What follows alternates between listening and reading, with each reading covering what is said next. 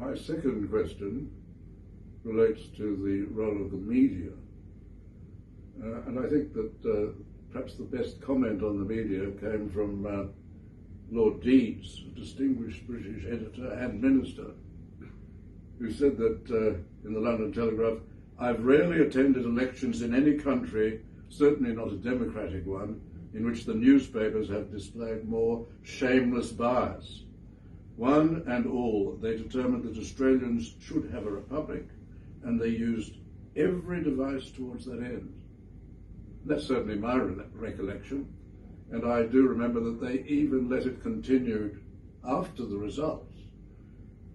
You held a small function at your home at Kirribilli House, at your own cost, just drinks for those who were involved in the campaign. I remember that they harassed that event, and they found it extraordinary. They tried to draw all sorts of funny conclusions. Yeah, I remember it. There's no doubt the media was 100%, with the exception of a number of influential talkback radio hosts, such as Alan Jones and others. The media appeared united in its determination. You know, the ABC, Fairfax, the News Limited papers, they seemed quite united in their determination to bring about a republic. It backfired. The old Australian Celtic suspicion, I call it, asserted itself. The more they sang in unison, the more the average Australian thought there must be something odd about this. They all agree that we should change, so maybe it's not a good idea to change. I think it was overdone, the partisanship of the media, but they had a right to do it.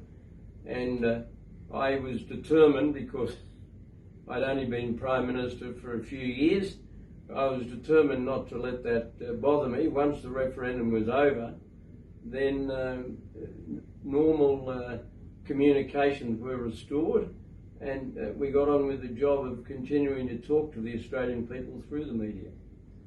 If I may add on this, I think you were very successful in reaching over the media and speaking directly to the Australian people in the technology of the time.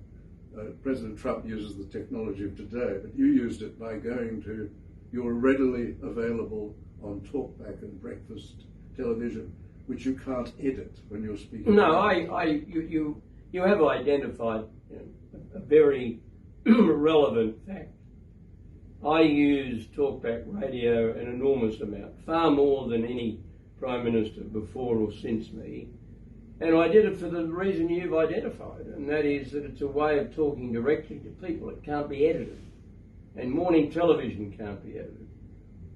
You go on a radio program such as Neil Mitchell's program on 3AW in Melbourne, which is an excellent program, and I would have an audience of probably 500,000 between 8:30 and 9 o'clock every second Friday into the Victorian audience, particularly into Melbourne. And even if people only listened for a minute or two, they heard you uninterrupted. And I could actually expand on an argument. And it surprised me that more people at the time didn't do that. And I found this a completely authentic, time-consuming, but completely authentic way of talking directly to people.